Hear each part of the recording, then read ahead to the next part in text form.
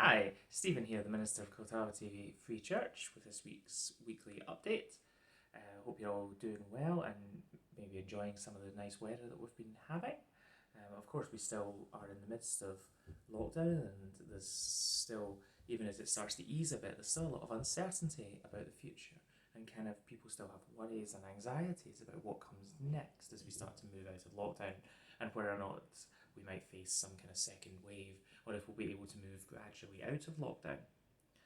Today I thought, in the midst of all of this though, it's worth us turning our attention to Jesus, to focusing on Him, the one who doesn't change when everything around us is changing and feels so different. And I wanted to read some great words from the book of Colossians, one of Paul's letters, where he talks about the preeminence of Christ, where he encourages us to look to Jesus at all times. Colossians 1 verse 15 to 23, he says, "He is the image of the invisible God, the firstborn of all creation. For by him all things were created in heaven and on earth, visible and invisible, whether thrones or dominions or rulers or authorities. All things were created through him and for him. And he is before all things, and in him all things hold together. And he is the head of the body, the church. He is the beginning, the firstborn from the dead, that in everything he might be preeminent.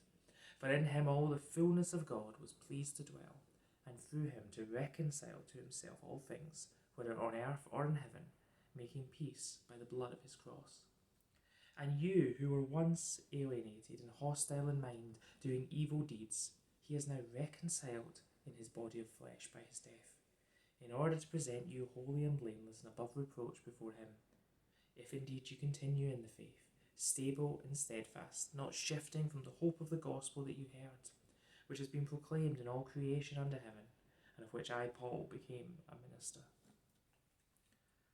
That great reminder of who Jesus is, that he is the creator of all things. He is Almighty God.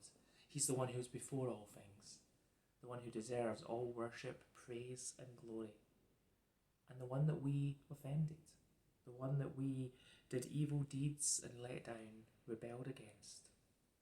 And yet in his amazing love and mercy, he came to earth, he took on a human body, he left behind the glories of heaven, and came and died on the cross so that we could be forgiven by the blood of his cross. But more than that, so that we could be reconciled to God, so that we could be family, so that we could come to God our Father.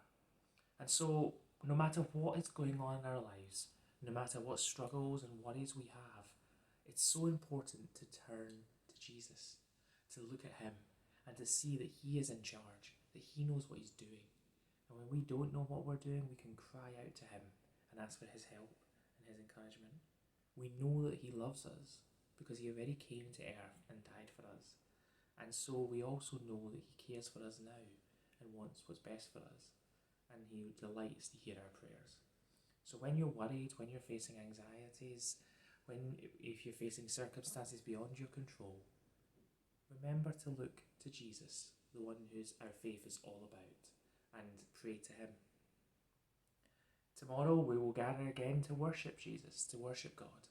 We will be gathering at 11 a.m. on Zoom and Facebook Live in order to have our morning service.